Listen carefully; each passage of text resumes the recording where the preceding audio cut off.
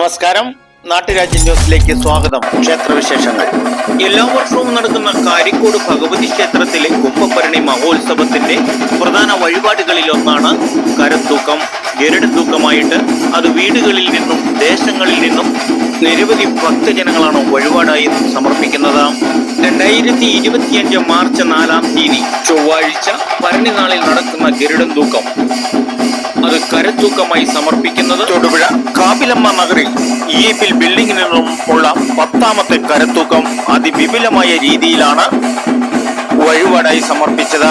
ഇതിന് നേതൃത്വം വഹിച്ചവർ president P. Vijayakumar, രക്ഷാധികാരി C. Jayakrishnan, secretary Vinil Vijayan, convener Arjun R, treasurer Vijayan Amitabh Bhavan എന്നിവരുടെ മേൽനോട്ടത്തിൽ കമ്മിറ്റി അംഗങ്ങളും നാടിനെ നടുക്കുന്ന യഥാർത്ഥ ഭദ്രകാളി പ്രത്യക്ഷപ്പെട്ടതുപോലെയുള്ള ഈ ഗരുഡൻ തൂക്കം ഭക്തജനങ്ങളിൽ വിശ്വാസത്തിന്റെ ആവേശകത ആളിക്കത്തുന്ന ഗരുഡൻ തൂക്കമാണ് ഇവിടെ കാഴ്ചവെച്ചത്.